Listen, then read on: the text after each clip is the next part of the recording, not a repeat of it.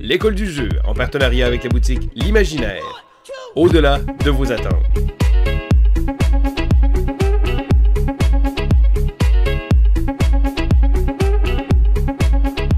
Bonjour et bienvenue à l'école du jeu, mon nom est Sylvain et c'est le temps du quoi de neuf du mois d'avril. Donc, contrairement à JP, pour ma part, le mois d'avril n'a pas été le meilleur mois de l'année.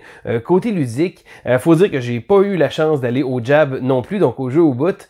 Ça, c'était une belle place pour pouvoir jouer à un paquet de jeux. Mais je m'en tire quand même pas si mal, avec 38 parties de 16 jeux différents. Là-dedans, il y en a seulement 4 que c'était des nouveautés pour moi. Donc, habituellement, j'essaie de beaucoup de jeux différents, mais ça a l'air qu'au mois d'avril, j'ai essayé de moins de jeux différents. Mais j'ai quand même pu avoir plusieurs petites expériences à vous raconter. Avant de commencer avec les jeux comme ça que j'ai joué, je vais faire un retour aussi. JP en a parlé, puis moi aussi je tiens à en parler. Vous avez probablement remarqué sur la chaîne, Vincent et même JP ont proposé leur nouvelle série de vidéos « Pourquoi je n'aime pas ».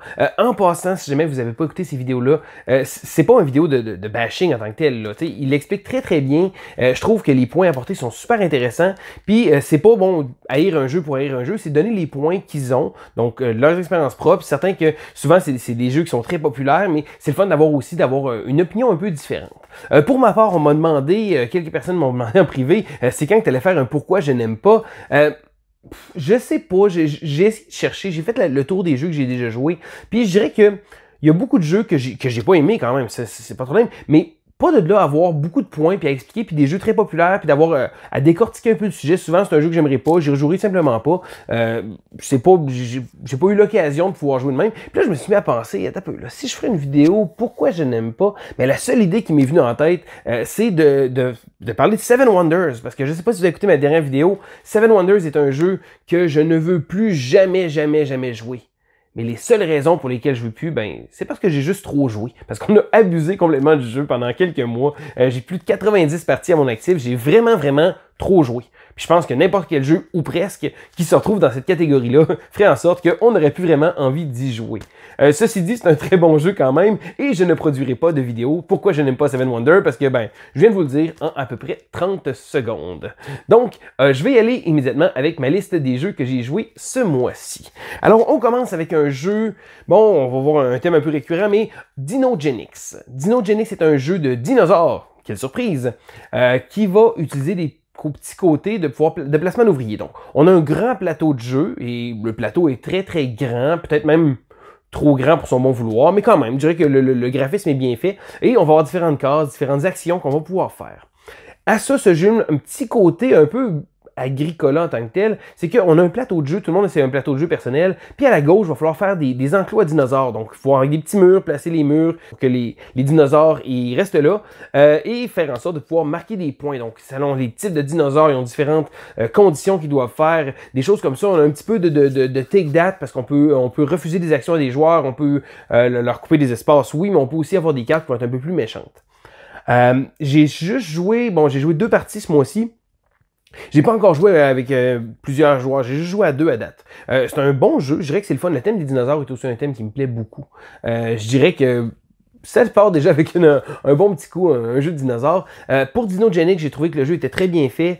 Peut-être un peu fiddly au début. Je dirais qu'il y a certaines phases qui pourraient rouler un peu bizarre. Et il souffre pas nécessairement d'un problème, mais d'un concept qu'il n'y a pas vraiment de rattrapage. Donc si un joueur prend la tête, il y a des bonnes chances qu'il continue de monter, puis que au final, il remporte la partie, puis qu'on le voit y aller. Des fois un peu décourageant quand que l'autre joueur a vraiment une grosse avance, on dit que je réussis vraiment pas vraiment l'occasion de revenir de l'arrière.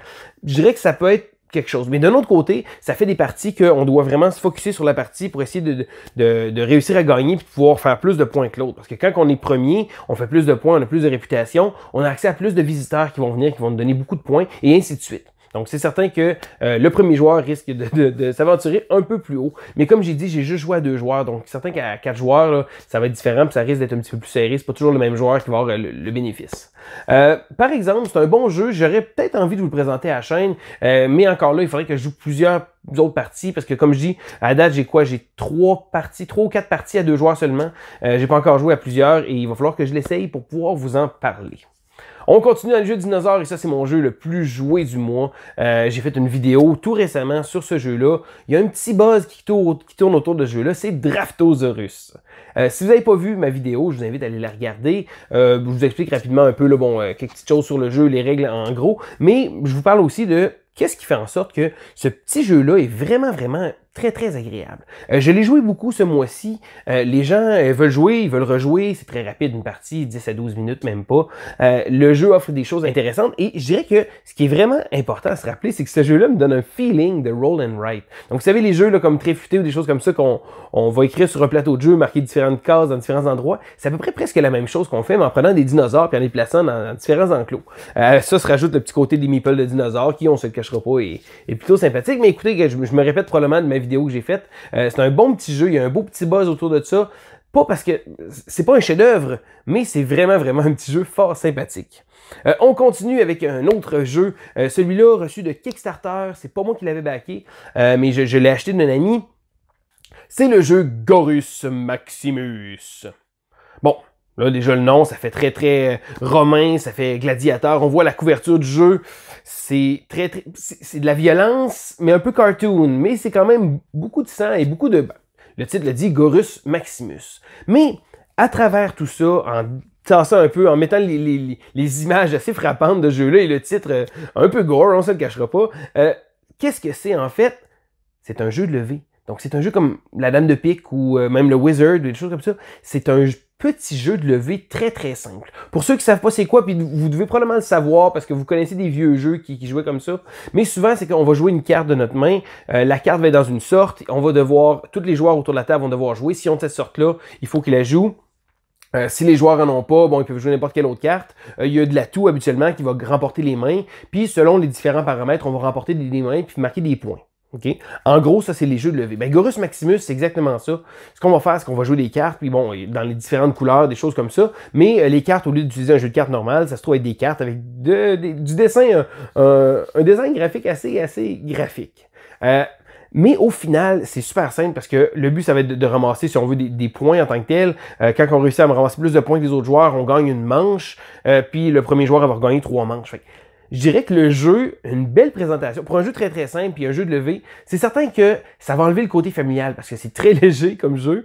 Mais je dirais que je suis pas sûr que c'est le genre de jeu que je sortirais en famille vraiment. Moi, tu sais, le visuel est assez prenant. Bon, c'est certain que au final, là, on finit par jouer puis on regarde même plus les images, on regarde le chiffre, on regarde la couleur, on essaie de jouer comme ça pour essayer de marquer des points et des choses comme ça. Mais je pense que peut-être le jeu, il manquerait peut-être un petit quelque chose. J'ai juste joué 2 parties, c'est pas beaucoup, mais il manque j'ai lu les règles plusieurs fois, puis les règles sont vraiment pas longues. Je leur disais, les règles, ça me manque quelque chose. J'aurais pris quelque chose de plus. Parce que oui, c'est un jeu simple, mais la production est très belle. Puis là, j'ai la version Kickstarter, le bord des cartes est un fini doré. Je sais pas si ça va résister. Il va vraiment falloir que je le sleeve. Je sais pas si ça va résister longtemps. C'est pas nécessaire, mais ça, c'est une des premières fois que je vois ça. Encore là, oui, c'est du bling qu'on appelle, là, mais les cartes dorées donnent vraiment un beau look à ça.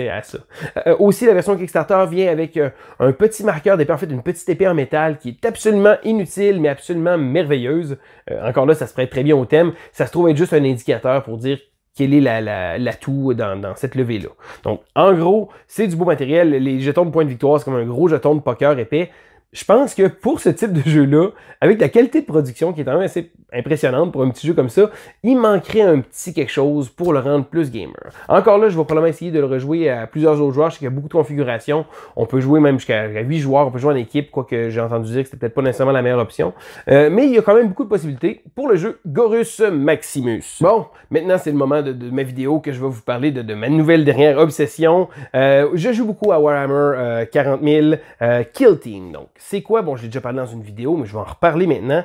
On connaît déjà peut-être de nom, les jeux comme Warhammer, des grosses tables avec plein de miniatures, des galons mesurés, bon, des jeux de miniatures Wargaming.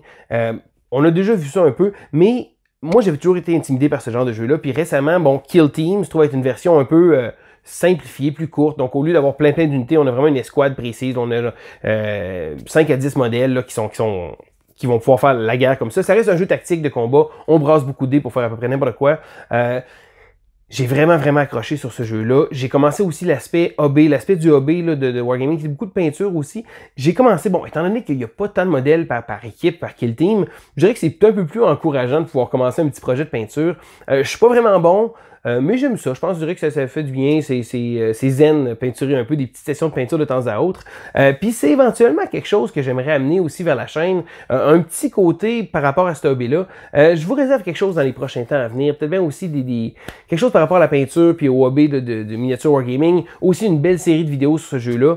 Là, j'en profite pour vous parler parce que Kill Team, bon, ça se trouve être aire ouverte d'habitude. Il y a le jeu Kill Team Arena qui se trouve être une extension du jeu de base, je dirais. Là. Qu'est-ce que ça rajoute? C'est que ça rajoute des maps, donc des plateaux de jeu qui sont comme dans un environnement à l'intérieur. Donc, au lieu d'avoir des grands décors puis des choses absolument majestueuses, il y a des murs qui sont imprimés sur le plateau de jeu. Donc, beaucoup moins de bling puis de fluff visuel, mais le jeu est beaucoup plus tactique. Ça va chercher vraiment un côté. Donc là, c'est plus juste deux armées qui vont se tirer dessus à qui mieux. Là, il y a vraiment un côté d'aller chercher des objectifs. Je dirais que ça le rapproche encore plus du jeu de société. C'est certain que, bon, ça reste un jeu avec des dés puis, bon, des galons. On va mesurer les différentes distances pour les différentes unités. Mais le côté des objectifs vient vraiment donner un côté tactique au jeu. Puis je pense que depuis que j'ai goûté à Kill Team Arena, j'ai encore plus le goût d'y jouer, mais je trouve ça beaucoup plus intéressant aussi de pouvoir créer des synergies avec différentes armées, puis essayer de pouvoir exploiter ça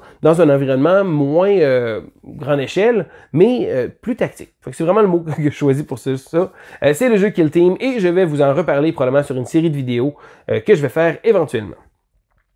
Ensuite, on va à beaucoup plus petite échelle que ça et je veux vous parler du jeu Pixel Tactique. Alors, Pixel Tactique est un jeu qui a eu beaucoup de versions. Bon, je pense qu'il y a le 1, Pixel Tactique 2, 3, 4. Ils ont sorti différentes variantes. Bon, Megaman Tactique, entre autres, qui se trouvent être... C'est tous des jeux sous le même concept. Ça se trouve être, encore là, une fois, si on veut, un peu des combats, mais là, c'est un jeu de cartes. Et des cartes à multi-usage et pas à peu près. Donc, on va avoir une grille de cartes qu'on va jouer. On va probablement avoir un leader qu'on va sélectionner au début de partie. Donc, toutes les cartes ont un leader de l'autre côté qui sert uniquement pour le départ. Donc, on va choisir un leader, on va le placer au milieu de notre centre de jeu, si on veut. J'ai pas de beaux playmats, mais je pense que j'aimerais vraiment ça aller m'en chercher. Des beaux petits tapis, mais c'est bon, c'est pas nécessairement utile. Ceci dit, il va être au milieu, et après ça, on va devoir placer différentes unités autour de lui, et les cartes vont devoir s'affronter. Donc, c'est vraiment un jeu, encore là, un jeu de combat tactique, mais cette fois-ci représenté avec des cartes. Tout dépendant de l'endroit où la carte va être placée, la carte va avoir différents effets. Donc, à notre tour, on a deux actions. On peut choisir de placer une carte ou bon, d'attaquer, d'activer des choses, défausser une carte pour produire un effet, etc. Je pense que le jeu est vraiment pour un deck de cartes d'à peu près 30 cartes par joueur. Les deux joueurs ont le même. Le jeu est vraiment différent. Puis c'est vraiment un combat tactique. C'est drôle parce que Kill Team est la version avec des miniatures, des choses comme ça. Pixel Tactique, lui, le fait vraiment juste avec des cartes. Un beau petit concept. Le artwork est vraiment là pour quelque chose aussi. Je dirais que le design graphique, les arts pixel 8 bits, des choses comme ça rappelle beaucoup les vieux jeux vidéo, les Final Fantasy, bon, les différents personnages qui ont différentes classes, des choses comme ça. Je dirais que le côté thème me plaît beaucoup aussi. Un petit jeu très sympathique. J'ai pas l'occasion d'y jouer souvent. C'est un jeu juste à deux joueurs, mais à chaque fois que j'y joue, je me dis, j'aimerais ça peut-être aller chercher de la variété et d'aller chercher d'autres versions parce qu'il y a tellement de versions du jeu que, écoute, les possibilités sont vraiment incroyables. Un bon petit jeu qui gagne connu, certain que c'est pas pour tout le monde. Bon, beaucoup de texte, puis c'est tout écrit tout petit. Les cartes selon différents endroits. Si les cartes sont placées en avant, il y a une certaine habilité. Au milieu, il y en a une autre. En arrière, ça n'arrête plus. Je dirais que c'est un jeu qui n'est pas nécessairement facile d'accès, mais qui, un coup qu'on comprend, après ça roule très bien. C'est le jeu Pixel Tactique. Je vais continuer avec un jeu que j'ai parlé le mois passé même. Donc oui, je vais me répéter un petit peu parce que j'ai eu l'occasion d'y jouer un petit peu plus.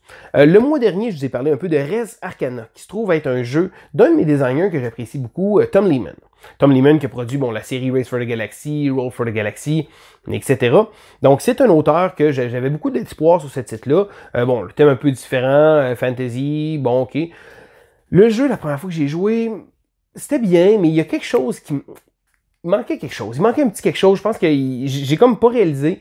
J'ai joué plusieurs parties avec différents amis. Bon, les premières première partie, on utilisait, on y allait pas avec la méthode de draft. Et le moment où j'ai commencé avec on a rejoué une partie avec on était 3 joueurs. Puis là, hey, on va drafter.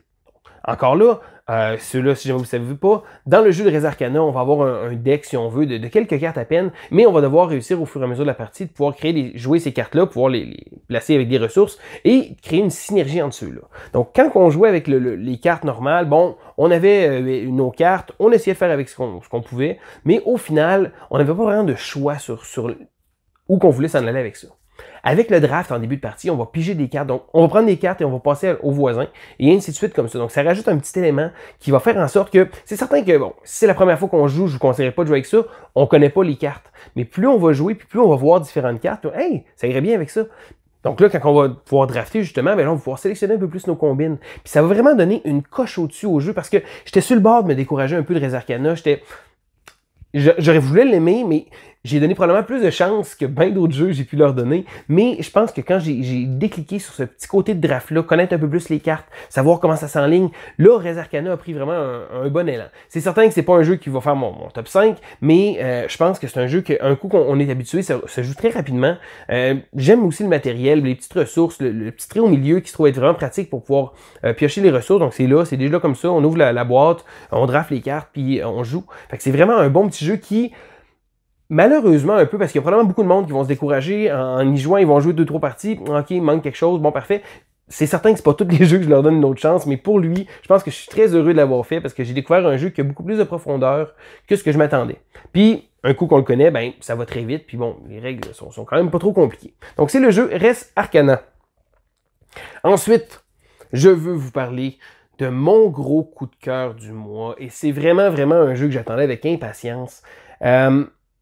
Le jeu, bon, encore là, on va commencer, il y a beaucoup de monde, puis moi-même, je le dis souvent, le jeu est des fois comparé à Terraforming Mars. Je vous parle de Underwater Cities. Premièrement, le jeu n'est pas comme Terraforming Mars. C'est deux jeux complètement différents, ils utilisent des mécanismes différents. Bon, Terraforming Mars, tout le monde va jouer sur un plateau central. Underwater Cities, tout le monde a son plateau à lui. Les mécanismes de base du jeu sont même pas identiques. Terraforming Mars va avoir beaucoup de drafts, des choses comme ça, mais... tandis que, bon, justement, pour Underwater Cities, c'est du placement d'ouvriers avec une gestion de cartes, gestion d'actions aussi. Fait que je dirais que, malgré tout, le jeu donne un feeling similaire à Terraforming Mars. Du fait que, bon, oui, c'est certain, c'est un engine builder. Un engine builder, c'est des types de jeux que j'adore, donc c'est certain que ça l'aide dans mes cordes, ce type de jeu-là. Pour Underwater City, j'ai trouvé que le jeu, malgré toutes ces comparaisons, comme j'expliquais, c'est vraiment différent, le jeu m'a offert quelque chose de vraiment, vraiment rafraîchissant. Ça faisait longtemps que je n'avais pas joué à un euro comme ça, un euro médium, parce que le jeu n'est pas très, très compliqué, peut-être un petit peu long. Mais, quand même, un coup qu'on sait où on s'en va, ça va très, très bien. Puis je dirais que le jeu nous garde activement dans la partie, parce que de la façon que c'est fait, c'est tellement bien fait. On va avoir des actions, on va avoir 3 actions qu'on va pouvoir faire. Bon, il va y avoir 4 rondes qui vont être. Après ça, on va avoir une phase de production. Donc, on va produire des ressources 3 fois pendant la partie. Donc, il y a 3 époques si on veut. Et à chaque fois qu'on change d'époque, on a des cartes. Bon, les cartes de l'époque 1 qui s'en vont et on amène ceux-là de l'époque 2. Contrairement à Terraforming Mars, ça va faire en sorte que les cartes, malgré le fait qu'il y en a moins, vont nous donner une espèce de petite escalade. Donc, au départ, c'est des cartes qui vont être ok, correct, mais plus ça va aller, plus la partie va avancer, plus on va avoir des cartes qui vont être puissantes. Terraforming Mars, encore là, est vraiment différent de ça, parce que les autres, bon, c'est un deck de cartes qu'on va piger à travers ça au courant de la partie. Mais là, je vais arrêter de faire des comparaisons, parce que, oui, c'est certain que je véhicule ce message-là, mais Underwater Cities est un jeu à part entière et un excellent à part de ça. J'ai trouvé que les décisions qu'on prenait pendant ce jeu-là étaient vraiment, vraiment très, très bonnes. Le fait d'avoir des actions, bon, en gros, encore là, je vous expliquerai pas, vous pouvez voir d'ailleurs, JP a fait une vidéo d'une session de Underwater Cities. Vous pouvez aller la voir pour avoir les règles et comment ça se joue en général. Mais en gros, ce qu'on va faire, c'est qu'on va placer un ouvrier sur une action. On va réaliser l'action et on va devoir défausser une carte à titre de paiement. Donc, on défausse une carte. Chaque fois qu'on va faire une action, on va la défausser. Cependant, le plateau est divisé en 3 couleurs. Donc, d'un côté, il y a les actions jaunes, de l'autre côté, les actions rouges, et l'autre, les actions vertes. Les cartes vont également avoir les mêmes couleurs. Donc, si jamais on place notre ouvrier sur l'action rouge, si on défausse une carte lors du paiement, si on veut, donc quand on va la jouer, si on défausse une carte rouge, on va pouvoir générer cet effet-là aussi. Donc, ça va amener une espèce de côté de gestion de cartes et de gestion de main très, très intéressant. Parce que là, si jamais je veux vraiment faire l'action rouge, mais là, si j'ai pas de carte rouge dans mes mains, je peux jouer quand même l'action, mais j'aurai pas un bénéfice supplémentaire. En jouant ma carte, je vais prendre ma carte, je vais la mettre dans la défausse. Et ça arrive pendant la partie que des fois, on a besoin de faire ça. On se dit, on essaie d'optimiser les choses, mais j'ai trouvé le jeu très, très bon. J'ai joué seulement 3 parties à date, donc 2 à 2 joueurs, puis une en solo. Même en solo, j'ai trouvé que le challenge était excellent. J'ai pas gagné ma partie. J'ai fini avec 99 points sur 100. Mais le jeu offrait un excellent challenge et j'ai vraiment trouvé ça intéressant. Le matériel est beau. Bon, il y a du monde qui vont se plaindre un peu de... Bon, les plateaux de joueurs sont très, très minces, mais je dirais que les petits dômes vont vraiment rajouter un petit quelque chose, un beau petit visuel, parce qu'il y a des beaux petits dômes en plastique. Sinon, bon, le design graphique des cartes est très, très beau aussi. Je trouve que le thème est vraiment immersif. Donc, on construit des villes sous l'eau en tant que tel. On va avoir des tunnels, qu'on va devoir relier ça. Un beau thème pour un jeu euro comme ça. C'est certain que c'est un jeu qui peut être un petit peu long, par exemple. Donc, les parties que j'ai jouées à 2 joueurs, c'était du 45 minutes par joueur. Certain que, bon, on explorait un peu le jeu. 1h30, c'est quand même... La durée est quand même pas si pire parce que, je reviens là-dessus, des fois, il y a des jeux qu'on va jouer pendant une demi-heure, 1 heure, puis on va trouver qu'ils ont de l'air long, puis qu'ils sont longs pour ce qu'ils offrent. Dans Underwater Cities, le jeu a un bon tempo. Donc, ça veut dire qu'on va jouer, plus on va jouer, plus ça va aller nos choses. Et je dirais que c'est une progression de ça. Donc, il faut s'attendre à un jeu qui est assez long, mais j'ai jamais trouvé le temps long en tant que tel quand j'y ai joué parce que j'avais hâte de voir où ça allait amener, qu'est-ce que j'allais réussir à faire. Dans le dernier tour, on essaie de penser à nos actions, d'optimiser tout. Donc, si je vais là, je vais pouvoir faire telle action, pouvoir générer des points. Donc, c'est certain qu'il y a le côté Engine Builder aussi qui me fait vraiment plaisir. Puis ça, ben, c'est un jeu que j'ai vraiment apprécié. Underwater Cities. Et sérieusement, si vous réussissez à trouver une copie, je vous le conseille. C'est un excellent jeu. Et voilà, ben, je pense que ça fait le tour de mon Quad 9. Certain que j'avais pas beaucoup de jeux à jouer, mais j'avais beaucoup de choses à vous dire sur ces jeux-là. Ça nous fait toujours plaisir de recevoir vos commentaires aussi. Gênez-vous pas, c'est toujours agréable d'avoir une discussion avec vous autres. N'hésitez pas aussi de mettre un petit pouce en l'air. Ça fait toujours plaisir de pouvoir voir ça. Si vous n'êtes pas abonné à la chaîne, abonnez-vous. Vous allez justement voir toutes nos dernières vidéos. On a également un groupe Facebook qu'on a. Donc, si vous voulez discuter avec nous autres, c'est la place pour y aller. Gênez-vous pas d'aller voir ça. On aime toujours ça, pouvoir échanger avec vous. Alors, ça fait le tour de mon Quad 9. C'était Sylvain pour l'école du jeu et on se dit à la prochaine!